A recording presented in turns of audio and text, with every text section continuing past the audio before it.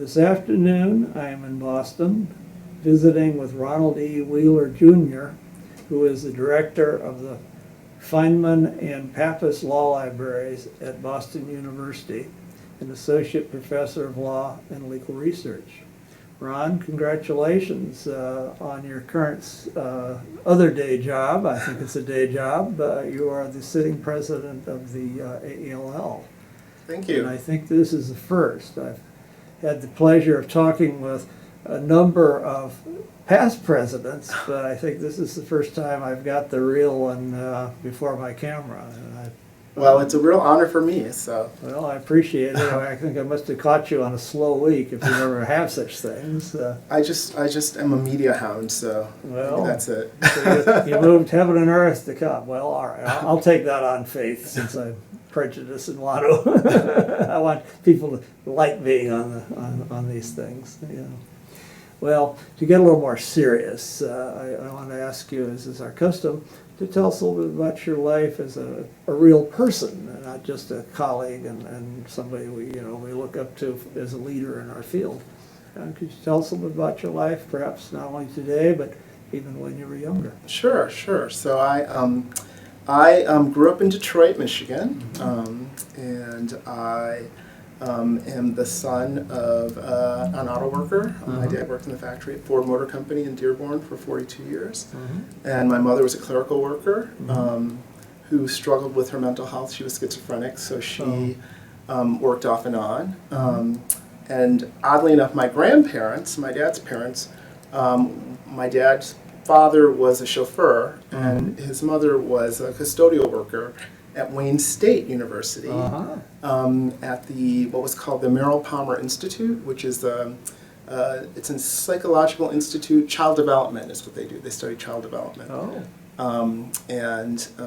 So they were primarily uneducated. Only two of the four of them had a high school diploma, and we had what I thought was an idyllic childhood. We were working class, but we never went hungry. And my parents stressed to us, my sister and I have one sister, throughout our childhood, they were very clear that they had to go to work at jobs they didn't enjoy because they didn't have options, they didn't have choices. And what education did for you was gave you choices. And there was sort of no question that we would go to college. And so that's what we did. And my sister became a chemical engineer. She's the smart one, we always say. And I went to the University of Michigan Dearborn campus as an undergraduate, so I had a scholarship to go to school there. And after I studied accounting, although I wanted to do English literature, but my father said English lit. Your father was a practical man. Most people in his role were his way of life were very sensible, practical people. Exactly. And accountants that's a nice honorable profession. It was. I worked for Arthur Andersen in the 80s for about 8 months. And realized that I didn't really care if the numbers added up, and I disliked mainly the super conservative corporate environment there. So when I went to law school, I knew I didn't want to work in a corporate environment. So I went to law school at the University of Michigan in Ann Arbor, and then after law school, my first job was in Seattle, Washington as a public defense attorney. And I did that really briefly because that was in 1990. All of my gay male friends were dying of AIDS. It was the height of the AIDS crisis. That was a tough period. It was a very tough some period. friends who were gay, and one of them was particularly terrified and would not be tested. Finally, his boyfriend and he did get tested, and they were both fine. But, he was really scared. I knew him well enough to know about that. Well, that prompted me to want to do something, right? And so I worked at that point for about 7 years in AIDS services. So I coordinated a program called the Volunteer Attorneys for Persons with AIDS Project. We did free and low-cost legal services for people with AIDS and HIV in Seattle, King County. And Kelly Brown, interestingly enough, who is a law librarian now that works for, she works out in the Bay Area. I met her in '91 when she was 9 months pregnant and came to volunteer for me. And then a decade later, we were both law librarians. So I did that. Then I did direct service for an organization called Chicken Soup, which did meals, home chore, rides to doctor's appointments. It was before hospice. So the idea was to keep people in their homes longer. Was that still in the Seattle area? Or? It's part now. It's become part of the Northwest AIDS Foundation. Okay. So I did that. So that kind of worked for about 7 years. 5 of my closest, dearest friends all passed away. And then I got to a point in my life where I needed to sort of reassess. And I had met a library school student during my first year of law school at U of M in Ann Arbor. And it stuck with me how much that person was enjoying their studies and their career and how interesting it all sounded. So a decade later, I went to library school. So I moved back into my parents' house in my early 30s, much to their horror.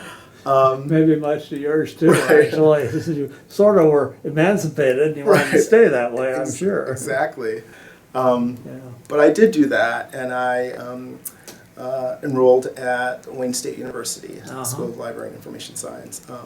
And I went to school at night, part-time, and I worked during the day at Marygrove College in Detroit, which is a small Catholic college. And I loved it. I loved the job. I loved library school. And Wayne State University changed my life. And oddly enough, just last week, on Thursday, I received the Distinguished Alumnus Award from Wayne State University School of Library and Information Science, Ron, that, which is incredible to me because I stayed at an inn right across the street from the place where my grandparents worked their whole lives as a chauffeur and a janitor. And it was just this odd moment where life had come full circle and the fruits of their labor sort of had come to fruition. So I sort of choke up thinking about it. Well, that is quite a distinguished honor. And, it was. Yeah, it means I'm old, I think. Well, I wasn't going to go there. Since you're younger than I am, and if you're old, I'm in even worse shape. So that was my first. Once I graduated from library school, then I started working. Right. So my first professional job, it was at the University of New Mexico.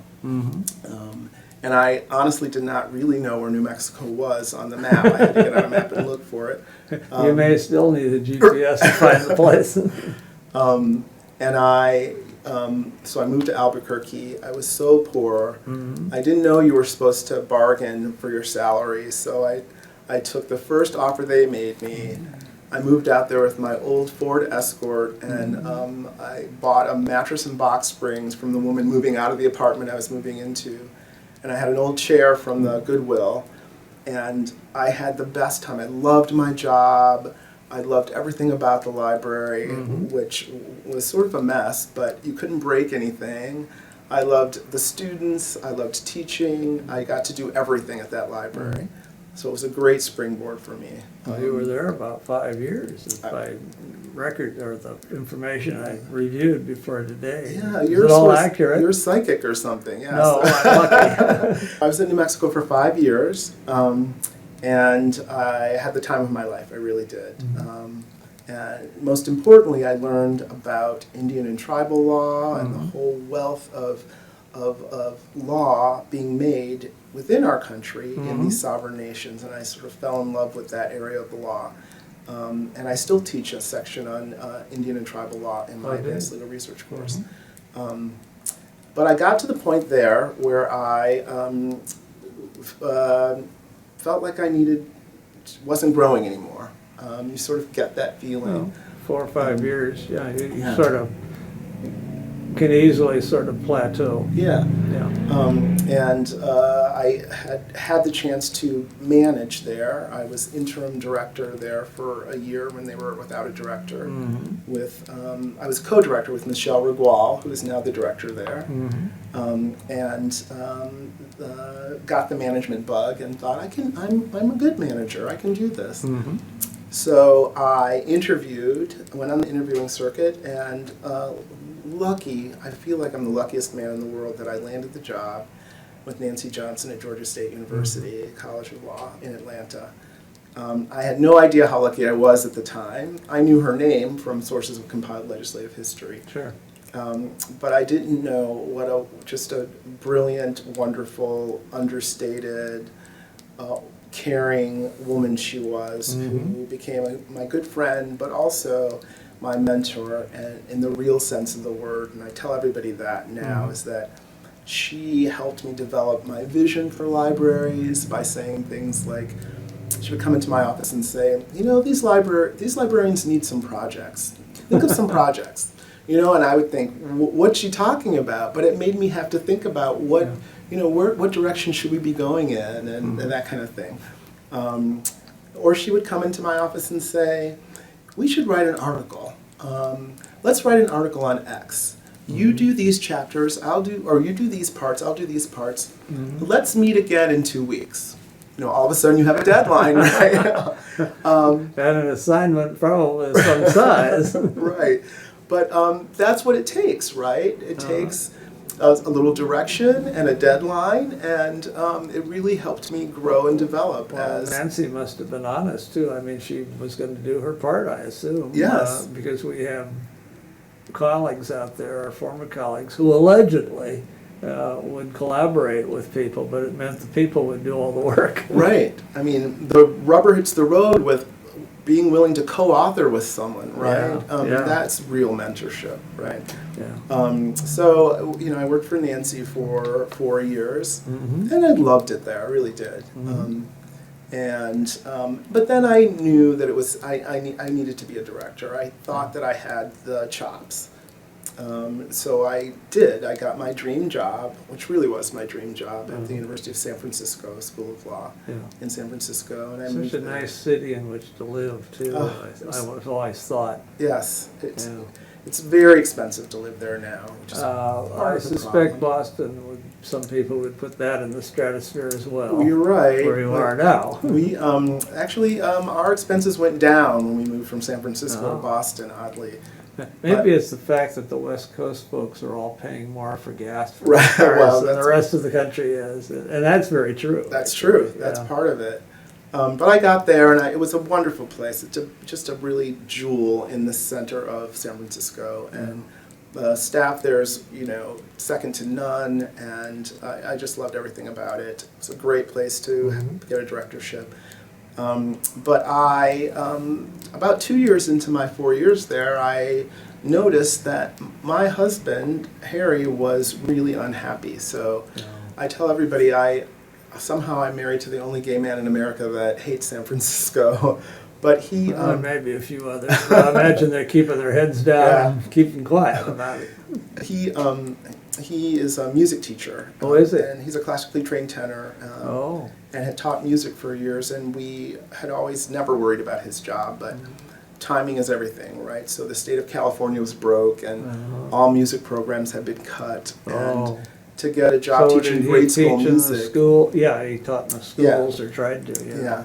But you had to have a Juilliard degree and Broadway experience to teach, grade school music. Or maybe a way of bribing the powers that be or something. I don't know. But he had talked about getting a master's in school counseling, and he has a real knack and a love of working with troubled children. Okay. So he's worked in inner city schools. So he did that at USF. When he graduated, we got the opportunity to move here to be closer to my godsons, my best friend and her husband, and they have 2 little boys for whom we're godfathers, and it just seemed like the right move. Harry had more job opportunities here, so we moved here, and I began. Boston has a whole variety of music groups. I mean, from the orchestras to who knows what. I mean, he Yeah. probably does know what. Right. know. He's loves it here. Yeah. Loves it here. Is he able to teach here, or is he doing other work? He's doing work as a school counselor. Counselor, middle so school he's counselor. using that credential. Yeah, in Roxbury, and Yeah. loves it. Loves Yeah. it. So I took the job at Suffolk, and again, I thought I would be there for the rest of my life. Yeah. I love the staff there. I love the professors there. And, you know, lo and behold, the opportunity opened up here at BU 18 months into my tenure at Suffolk.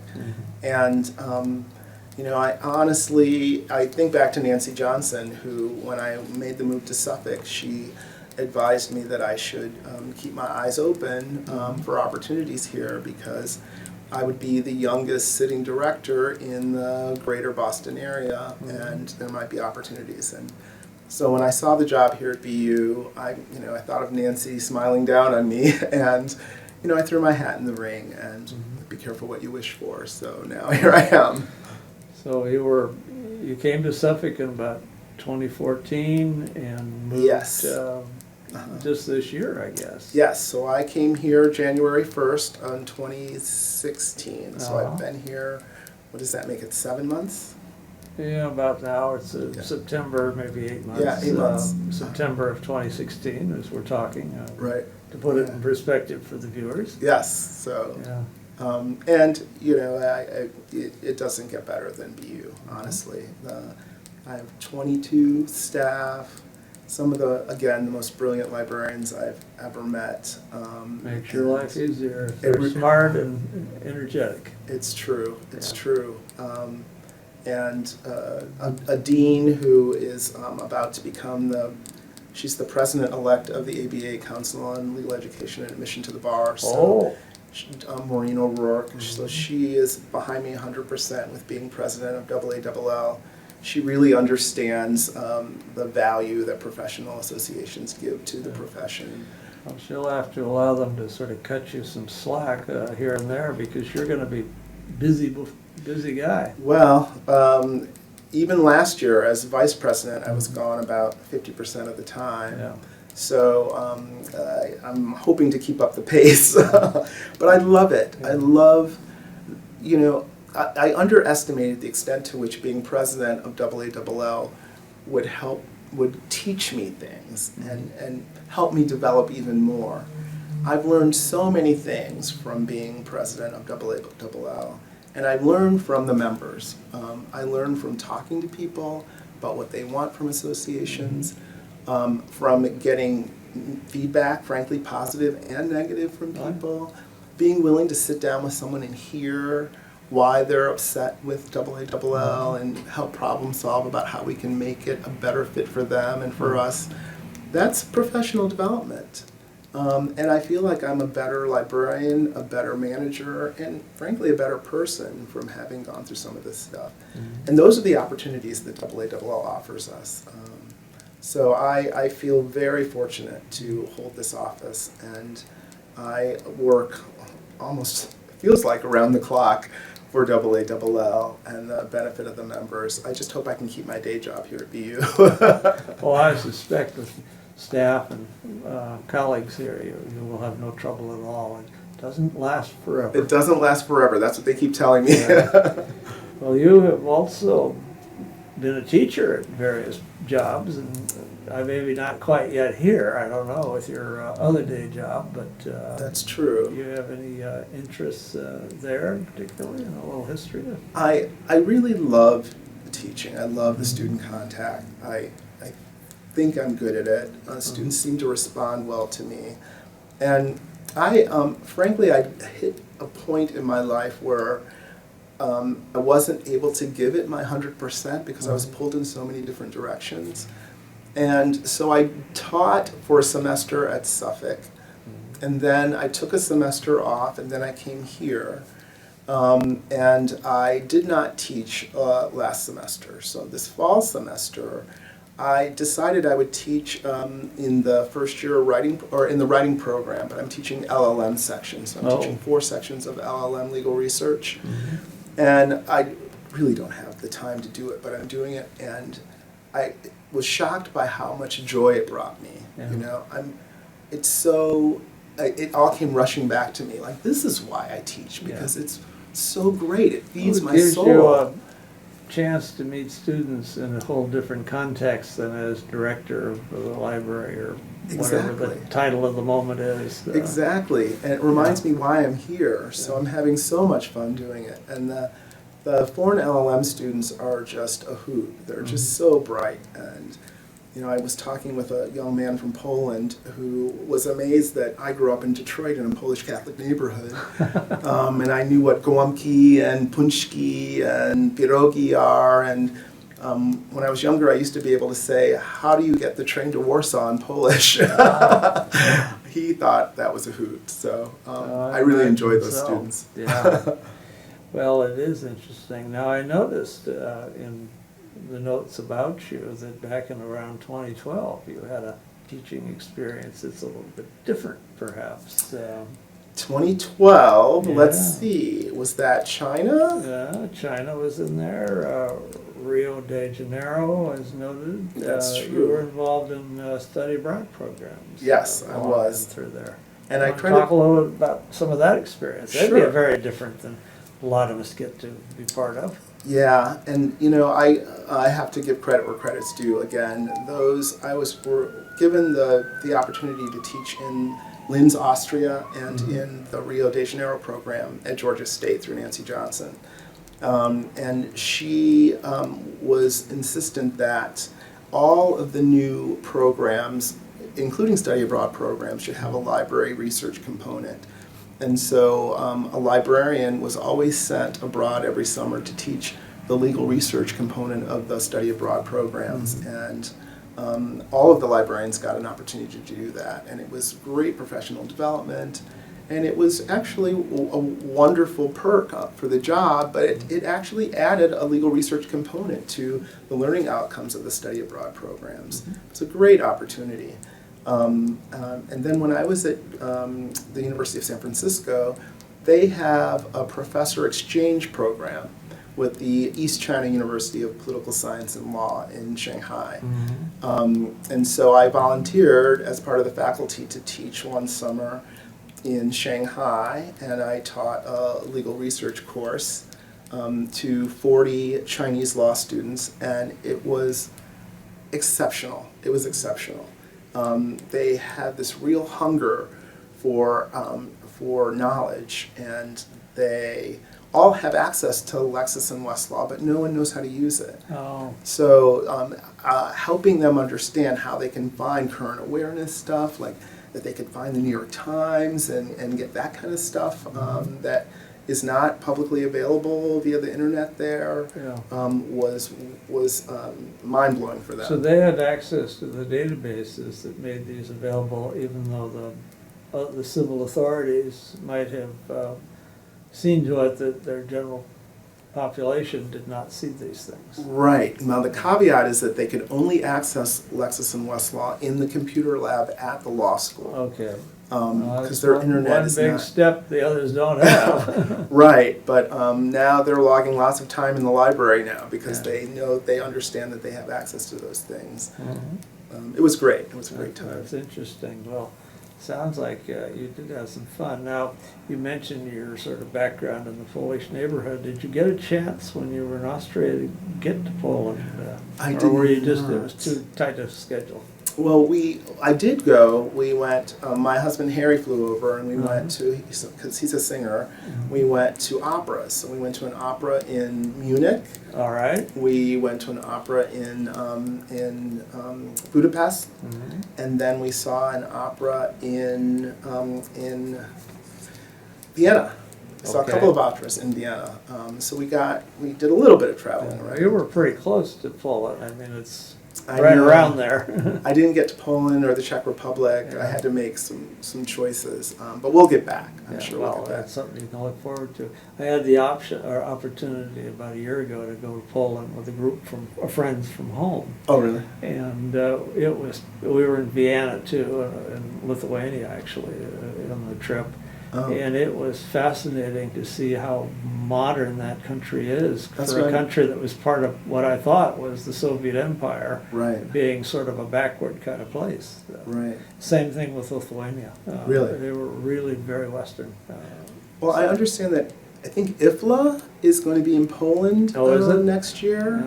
I'm putting that plug in for IFLA in Poland. See if Yeah, my that's dean will right. go for That'll it. be your time, perhaps, as a ALL representative. To that. Maybe, we'll see. Well, you can always go as a representative. Period. Right, You know. exactly.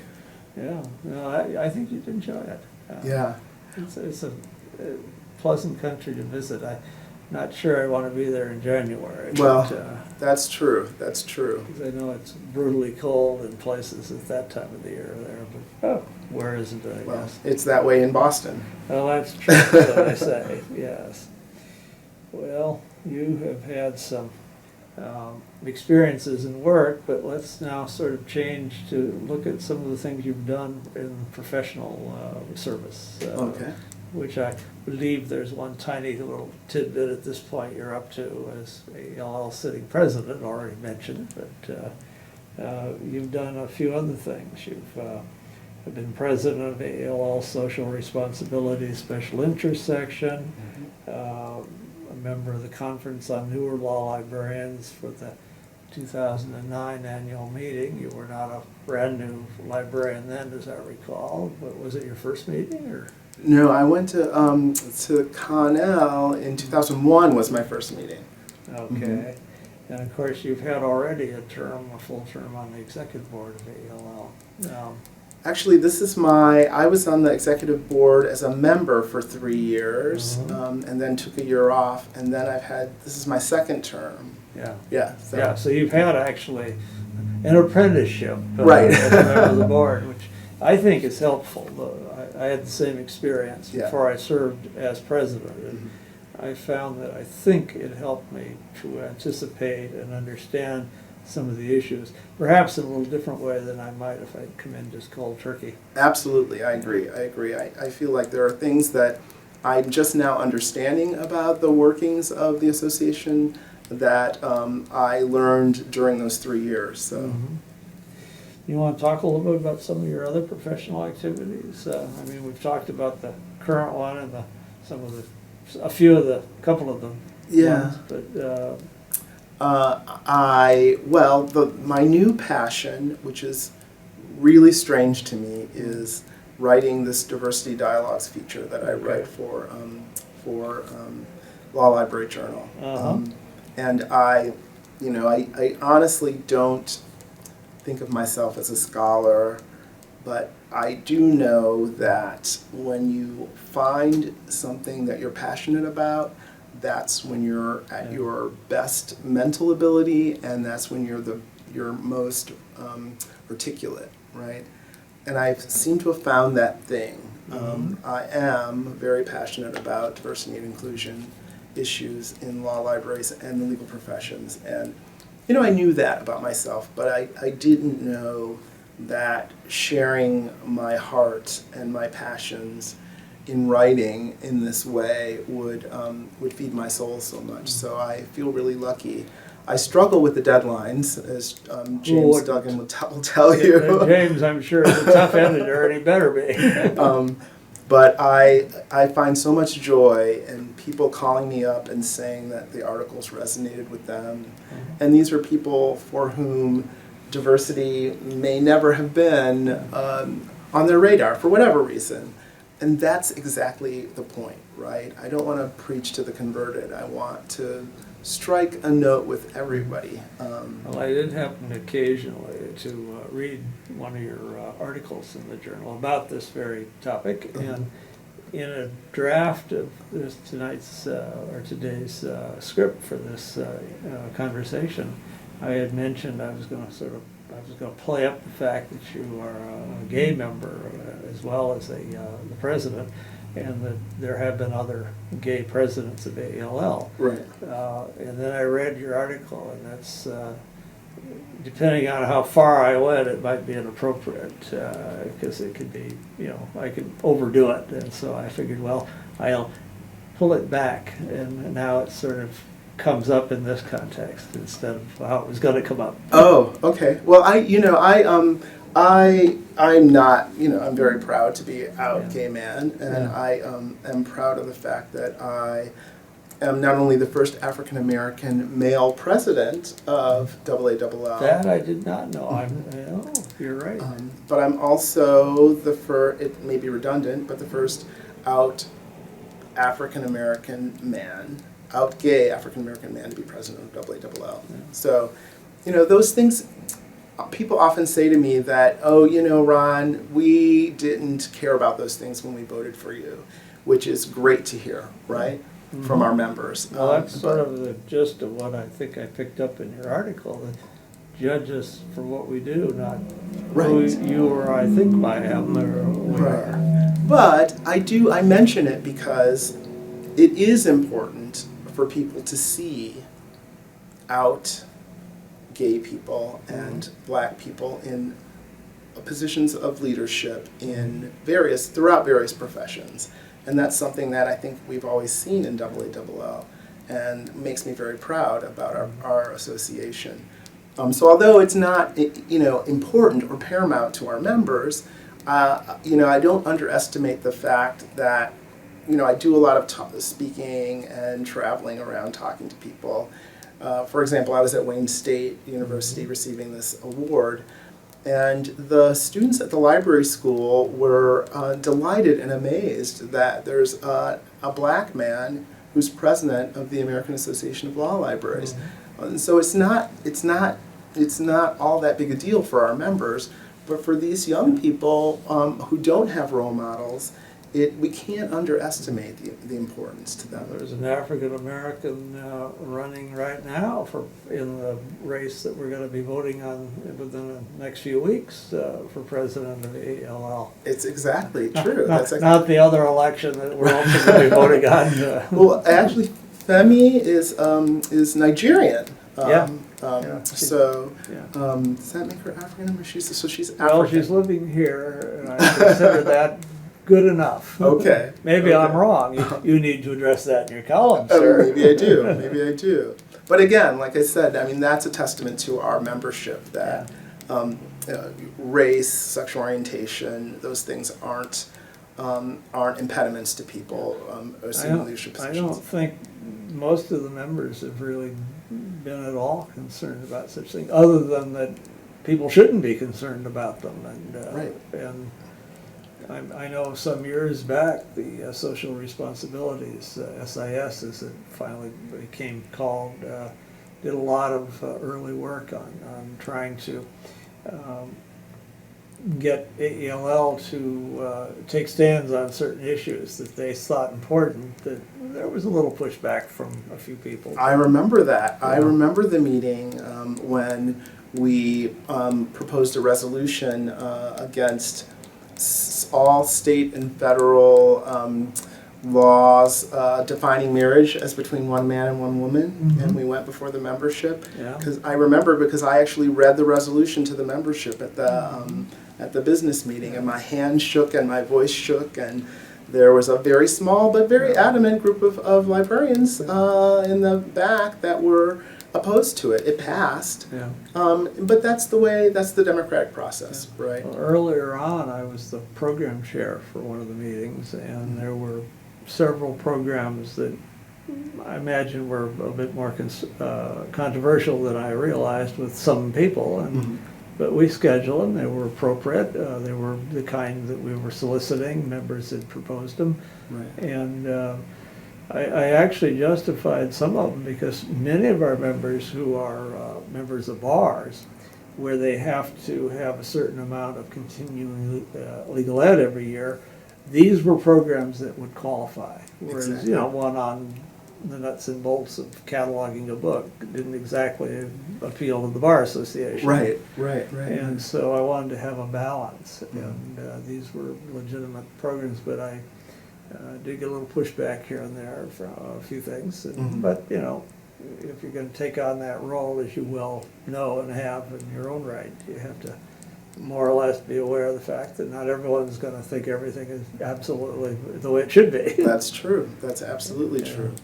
And now, Social Responsibilities Standing Committee on Lesbian Gay Issues has the biggest, best party of the whole meeting, the Standing Committee reception, which used to be sort of a secret gathering, and now everybody, regardless of sexual orientation, wants to come and have fun. So we've come a long way in not a lot of years. Yeah. Well, there were a couple of homosexual, I guess, I don't know, lesbians, I guess don't call themselves gay, or do they? But one was a male, one was a female, succeeded one of the other as president. Uh-huh. And I wasn't included, but I hear that it was a wonderful party in the president's suite. Oh, really? One of those years, yeah. Oh. People. That was, yeah. Well, now it's everyone's invited to the big, we call it the big gay party, but it's Well, one should accept. I mean, the number of parties these days is diminished from the days when some of the old publishers would throw real big bashes. That's true. That's true. But, times change, priorities change for them, and Right. maybe for us, let's hope. Well, you write beyond just the LGBT community and some of your things. Do you want to talk about some of your other works? Well, I have written about teaching, and I've written about legal research and legal research instruction. I've been asked more and more to write about the future of law libraries, and I try and do that. But I've been writing mostly these days because I'm tapped and pulled in so many directions about diversity as broadly defined. So when I say diversity, I don't mean just sexual orientation, race, gender, national origin. Although I do talk about those things because those are the things in my personal life that have caused me joy and pain and difficulty. And I want to share those with people, but things like introversion and extroversion, things like cognitive disability. At one point I write about my mother's mental illness and what that has meant to the development of empathy in my life. Talk a little bit about race. I talk about microaggressions, which are the small little hurts that that in and of themselves aren't a big deal, but that can chip away at people's job satisfaction or self-esteem. And I write about that stuff not to censor anybody, but I just feel like the more we are aware of those things in our lives, the more we can be better human beings with each other. Maybe that some of the things are not really conscious in the sense that they're designed to hurt, but if that in fact could be the result, maybe a little sensitivity and rethinking before you open your mouth isn't such a bad idea. Exactly. Yeah. And one of the things that I love about writing in this way, in this sort of personal, revealing ways, was brought home to me when I was speaking out in California, and a woman I was speaking, and I saw her tears run down her face. A Caucasian woman, and she came up afterwards and she told me a story about growing up in northern Michigan, the daughter of French Canadians in a town of Germans where they were severely discriminated against, and and she had these stories of pain. And it was, she said, I know what discrimination is, right? And what I loved about that is that, pain is pain. And that's one thing that we have in common as human beings. Yeah. That should bring us together and not divide us because your pain is about one thing and my pain is about another thing. Yeah. So that's what gives me hope, that if we can just sort of speak from the heart and share ourselves with other people, that we can make the world a better place. Good. Well, that sort of brings me kind of back a little bit to your teaching. You've done some. Do you have a particularly strong views one way or the other on library, not only the director, but perhaps other members of the staff being involved in a little more formal teaching than might have been the case 30 years ago, or Yes. a lot less? I think it's absolutely the direction in which law librarians should be going, especially in law schools these days. It's a way to add value to the organization. It's a way to capitalize on our very real expertise, whether it's teaching legal research courses, whether it's teaching sections of legal writing, which some law librarians do, whether it's teaching research components as part of the first-year legal research and writing program, or teaching writing seminars. I teach a writing seminar called Queer Legal Scholarship, which is really a survey of the sexual orientation law literature and its impact on social change and social movements. And it's a sexy name for a writing course, right? You have to produce a paper. But who better to help students do a research plan and produce a publishable paper than law librarians? Well, that sounds like identical. Right. I mean, ideal. So why not have every law librarian who has a passion or interest in some aspect of the law to develop a writing class? Well, I would imagine if you have a passion for it, it would make it all the more likely to be very interesting. To Exactly. The students. Exactly. So I'm a big advocate of that. And the librarians here teach perhaps too much. They teach in the first year writing program. They also teach advanced legal research. They teach 1 credit specialized classes in things like banking law, IP law, health law. And we also offer a legal research certificate. That's a university certificate program. So we offer, 9 or 10 1-hour specialized research trainings, and if you do 6 in a calendar year, you get the certificate. It's something to put on your resume. It gets students, additional training along the way.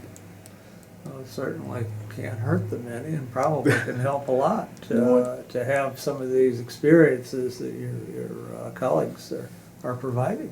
Exactly. Yeah. And we can help them develop some skills that law firm librarians have, like competitive intelligence and the things that you don't really get to in advanced legal research often. Well, sort of speaking of all these passions and so on, it's customary early on in these conversations to ask if there are any hobbies or special passions that you have, Ron. And we sort of moved beyond that question, and I want to come back to it now and ask if that of you. So I don't really have any hobbies, which is odd. It sounds very librarian-like, but I love to read. Well, and I love fiction. That's an activity I hear a lot about. I don't know if they're all lying to me for my benefit, but so I reading is a lot of fun. I like fiction. I like contemporary fiction, and I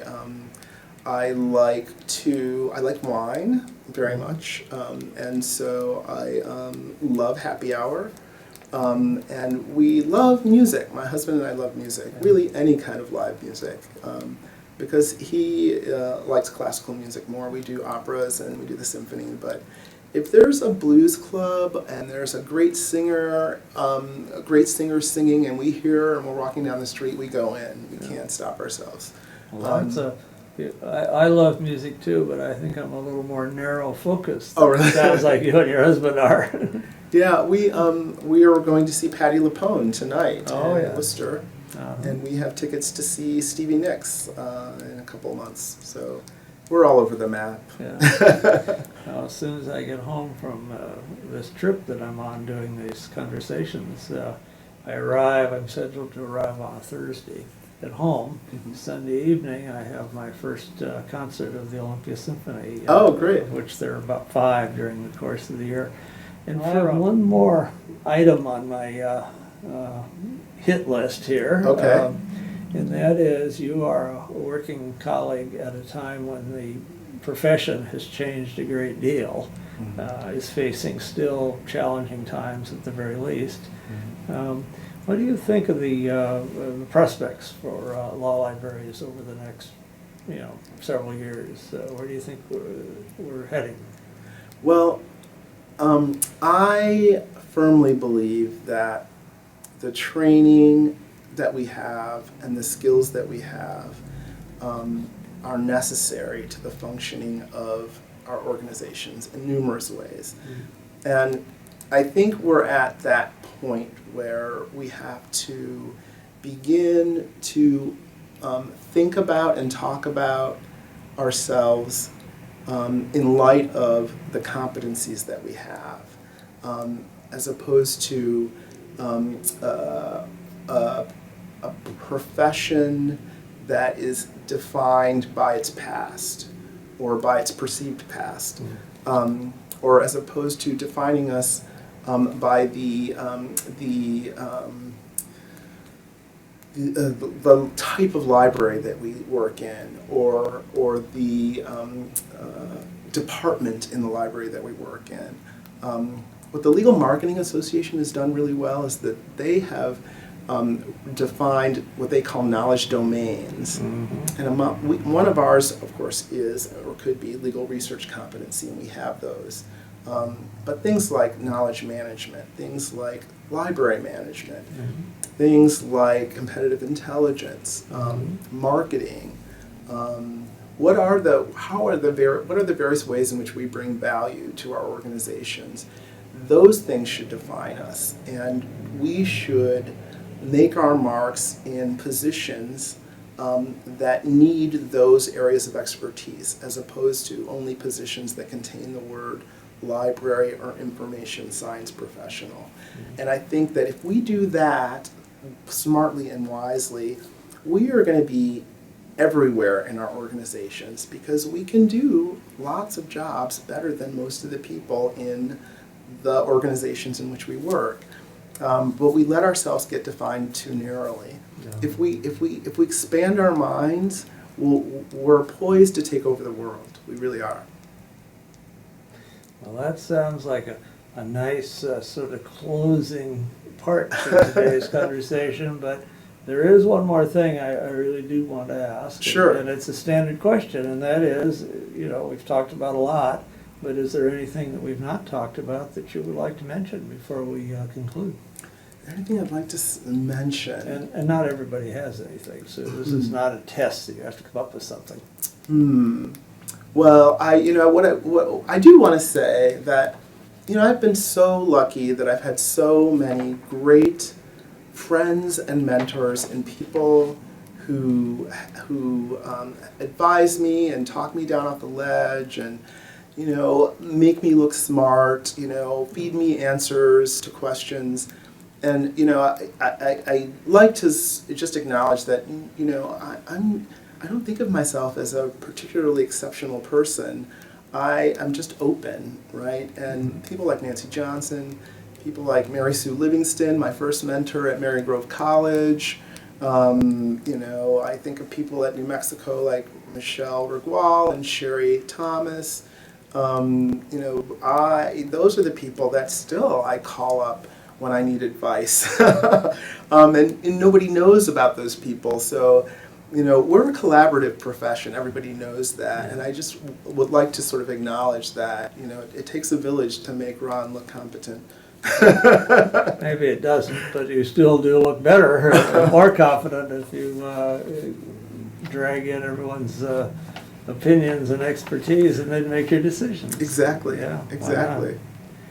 Well, maybe on that basis, Ronald E. Wheeler, Jr., I should thank you for taking your time out of your actually rather busy schedule this year for some reason, and talking with me today, and for hosting me here at the Law Library. Sure. Or sitting in your office, positioned so that the windows that would tell the camera that it's a lot brighter in here than it is are not in the picture, but it's worked out well, and I appreciate your time. And in thanking you, since I'm the one that gets to come and see you, I shouldn't thank you on my behalf, but I do. But I also am thanking you on behalf of Michelle Wu, Frank Hodek, and Dick Spinelli, our colleagues with whom I have the honor and privilege of putting together the oral history of law librarianship for the Hein Online section of Spinelli's Law Library Reference Shelf. Right. Thank you, Ron. Thank you. Thank you.